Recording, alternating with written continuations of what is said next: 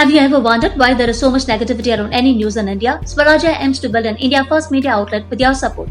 Now get a subscription for just 699 rupees from the link you see on the screen and join us. Chanakya and Tirupur Sri Saraswati Giri Metric Higher Secondary School presents Art of Parenting Program, 12th March 2023, Sunday 5:30 p.m. Entry free and all are welcome.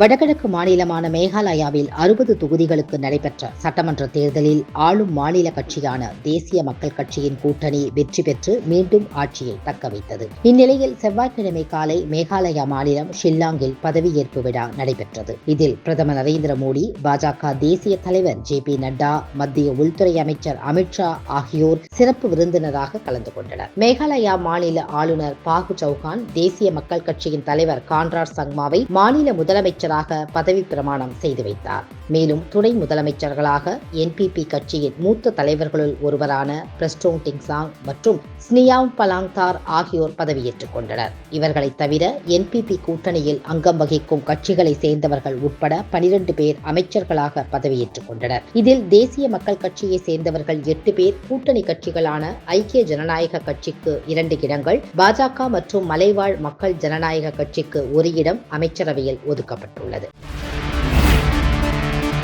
பட்ஜெட்டுக்கு பிந்தைய கூட்டங்களில் அமைச்சரக வாரியாக பிரதமர் மோடி உரையாற்றி வரும் நிலையில் நிதிநிலை தொடர்பான கூட்டத்தில் வீடியோ கான்பரன்ஸ் மூலம் உரையாற்றிய பிரதமர் மோடி, ஒரு காலத்தில் இந்தியாவின் பட்ஜெட்டில் தொலைநோக்கு பார்வை, பொருளாதாரம் ஆகியவற்றின் மீது நம்பிக்கை கொள்ளாத உலகம் கொரோனா காலத்திற்கு பிறகு இந்தியாவின் நிதி மற்றும் பணவியல் கொள்கையை உலகமே உற்று கவனிப்பதாகவும் புதிய இந்தியாவின் நிதிநிலை வெளிப்படைத்தன்மையாய் வியந்து பார்ப்பதாக தெரிவித்தார். மேலும் 2021-22 நிதியாண்டின் உற்பத்தியில் அதிக முதலீடுகளை இந்தியா பெற்றுள்ளது என கூறிய பிரதமர், உலகளாவிய விநியோக சங்கிலியின் முக்கிய அங்கமாகவும் இந்தியா மாறியுள்ளதாக பெருமிதம் தெரிவித்தார். 10 முதல் 12 ஆண்டுகளுக்கு முன்பு சரிவின் விளிம்பில் இருந்த இந்தியா இப்போது பிரகாசமான நாடாக மாறியுள்ளதாகவும், மத்திய அரசின் பல்வேறு திட்டங்கள் சாமானிய மக்கள் மட்டுமின்றி ஒட்டுமொத்த நாட்டின் பொருளாதாரம், தொழில் வளர்ச்சி, தனிநபர் கடன் உள்ளிட்டவையும் அதிகம் வழங்கியுள்ளது என்று குறிப்பிட்டார். மேலும் உலக அளவில் தன்னிறைவு பெற்ற நாடாக, உற்பத்தியிலும் உலக பொருளாதாரத்திலும் முன்னேறிய நாடாக இந்தியா விளங்குவதாக பிரதமர் மோடி பெருமிதம் தெரிவித்துள்ளார். RSS அமைப்பின் பெண்கள் பிரிவான ராஷ்டிரிய சேவிகா சமிதியின் ஓர் அங்கமான சாம்வர்தினி நியாஸ் கர்ப்பா சன்ஸ்கார் என்ற திட்டத்தை தொடங்கியுள்ளது. இந்த திட்டம் குறித்து சாம்வர்தினி நியாஸ் தேசிய ஒருங்கிணைப்பு செயலாளர் மாதுரி மராத்தே கூறும்போது, கர்ப்பா சன்ஸ்கார் திட்டத்தின் கீழ் கர்ப்பிணிகளுக்கு யோகா பயிற்சியுடன் பகவத்கீதை, ராமாயண பாடம் கற்பிக்கப்படும். இதன் மூலம் தாயின் கருவறையில் இருக்கும் குழந்தைகள் கலாச்சார மதிப்பை தெரிந்து கொள்ள உதவும். கர்ப்ப காலம் முதல் குழந்தைக்கு 2 வயது ஆகும் வரை இந்த பயிற்சியானது வழங்கப்படும். இதன் மூலம் கருவில் இருக்கும் போதே குழந்தைகள் 500 வார்த்தைகள் வரை தெரிந்து கொள்ள முடியும் என தெரிவித்தார். துபாயில் வேலை வாங்கி தருவதாக கூறி லிபியாவிற்கு அழைத்துச் சென்று 12 பேரை கொத்தடிமை போல நடத்தியதாக புகார் எழுந்ததால் மத்திய வெளியுறவு அமைச்சகத்தின் கீழ் செயல்படும் தேசிய சிறுபான்மையினர் ஆணையம் அதிரடியாக நடவடிக்கை எடுத்து 12 பேரையும் மீட்டு இந்தியாவிற்கு அழைத்து வந்துள்ளது. இதுகுறித்து தேசிய சிறுபான்மையினர் ஆணைய தலைவர் இக்பால் சிங் லால்புரா கூறுகையில், நல்ல வேலை, கை நிறைய சம்பளம் மற்றும் மகிழ்ச்சி என்று ஏஜென்ட்டுகள் வாக்குறுதி அளித்து லிபியாவிற்கு அழைத்துச் சென்று 12 பேரையும் கொத்தடிமைகள் விற்றுவிட்டு தப்பிவிட்டனர். நடந்த மோசடியை அதன் பின்னர் உணர்ந்த 12 பேரும் சிக்கி தவித்தனர். பின்னர் துனிசியாவில் உள்ள இந்திய தூதரகம் அதிரடியாக செயல்பட்டு 12 பேரையும் மீட்டது. இவர்கள் 2 பிரிவுகளாக பிப்ரவரி, மார்ச் மாதங்களில் இந்தியா திரும்பினர். மீட்கப்பட்ட 12 பேரில் 10 பேர் பஞ்சாபையும், ஒருவர் பீகாரையும், மற்றொருவர் ஹிமாச்சலையும் சேர்ந்தவர்கள் என தெரிவித்தார்.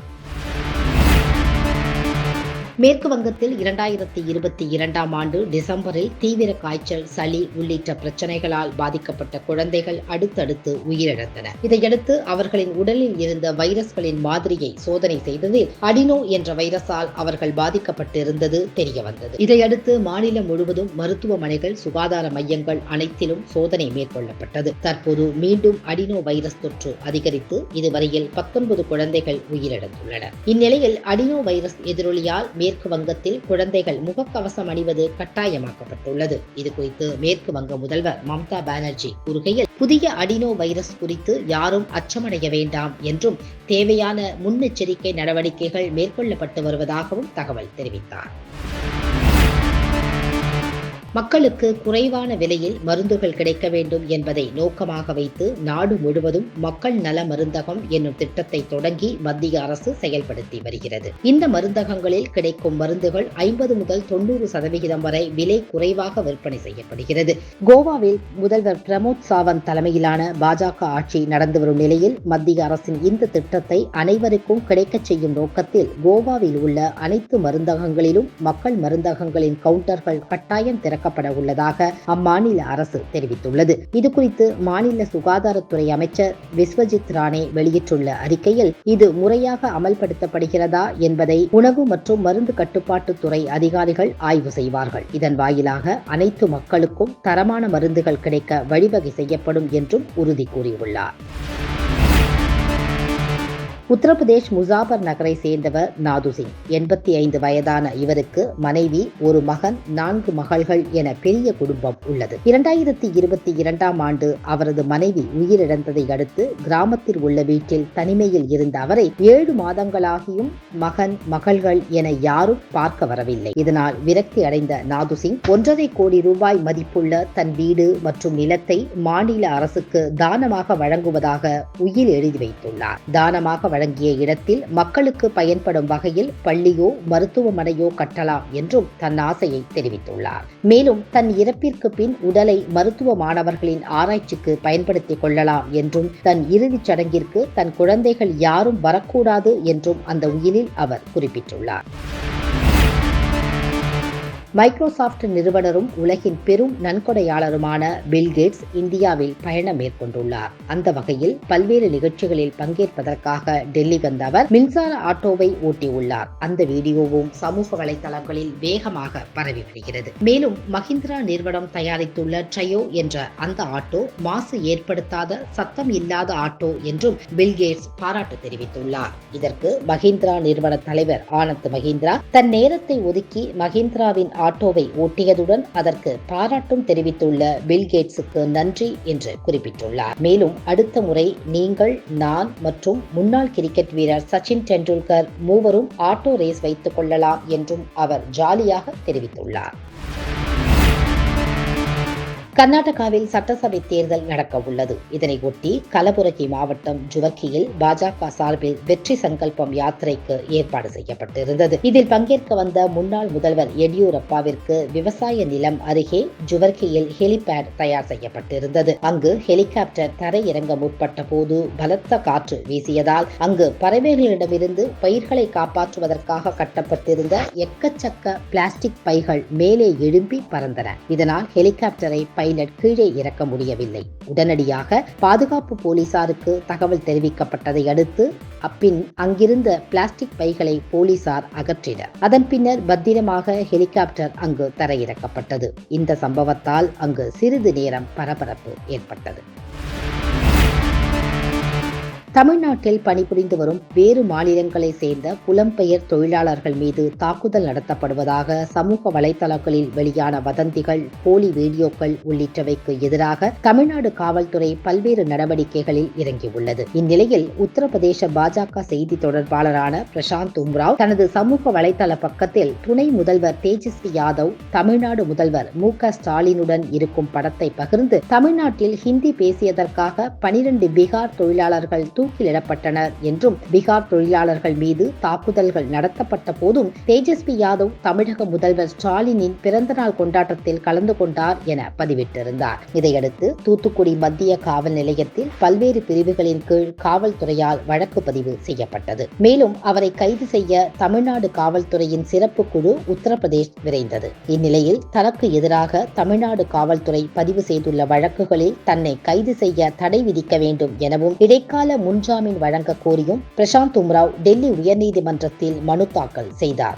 இந்த மனுவானது டெல்லி உயர்நீதிமன்றத்தில் விசாரணைக்கு வந்த நிலையில் நீதிபதி இந்த வழக்கில் 12 வாரம் இடைக்கால முன்ஜாமீன் எப்படி கொடுக்க முடியும்? தூத்துக்குடி அல்லது மதுரை சென்று உரிய நீதிமன்றத்தை அணுக வேண்டியதுதானே. உரிய நீதிமன்றத்தை அணுகும் வகையில் உத்தரவை பிறப்பிக்கப் போவதாக கூறியதோடு 1 வாரம் மட்டுமே தற்காலிக ஜாமீன் வழங்க முடியும் என தெரிவித்ததை அடுத்து மனுதாரர் தரப்பில் தன் மீது தூத்துக்குடி மற்றும் திருப்பூரில் வழக்கு பதியப்பட்டுள்ளதால் 1 வார கால அவகாசம் போதாது எனவும் குறைந்தபட்சம் குறைந்தபட்சம் 4 வார காலம் அவகாசம் வேண்டும் என கோரப்பட்டது. ஆனால் மனுதாரர் கோரும் கால அவகாசத்தை வழங்க முடியாது என தெரிவித்த நீதிபதி அதிகபட்சமாக 10 நாட்கள் மட்டுமே தற்காலிக முன்ஜாமீன் வழங்க முடியும் என திட்டவட்டமாக தெரிவித்தார். அப்போது தமிழக அரசு தரப்பில் ஆஜரான வழக்கறிஞர் மனுதாரரின் பேச்சுரிமை என்பதற்காக விஷம கருத்துக்களை பதிவிடக்கூடாது.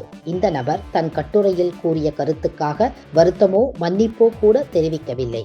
ஒரு விஷம கருத்தால் எந்த அளவு பொது அமைதிக்கு குந்தகம் ஏற்பட்டுள்ளது என்பதை பார்க்க வேண்டும். எனவே பிரசாந்த் உம்ராவுக்கு எந்த நிவாரணமும் வழங்கக்கூடாது என வாதிட்டார். அதற்கு பதிலளித்த உம்ராவ் தரப்பு அது அவரின் சொந்த கருத்து கிடையாது, ஒரு பத்திரிகையின் செய்தியை பகிர்ந்ததாகவும் அதனை பின்னர் கட்டுரை பக்கத்தில் இருந்து அழித்து விட்டதாகவும் தெரிவித்தது.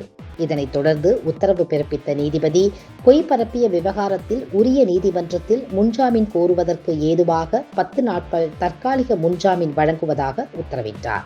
ஆனால் 10 நாட்கள் போதாது எனவும் கூடுதல் அவகாசம் வழங்க வேண்டும் என உம்ராவ் தரப்பில் மீண்டும் கோரிக்கை வைத்ததால் பிரசாந்த் உம்ராவிற்கு வரும் 20ஆம் தேதி வரை தற்காலிக முன்ஜாமீன் வழங்கி உத்தரவிட்டார். இதனால் பாஜக செய்தி தொடர்பாளர் பிரசாந்த் உம்ராவை தமிழக காவல்துறையினர் வரும் 20ஆம் தேதி வரை கைது செய்ய முடியாத சூழல் உருவாகியுள்ளது.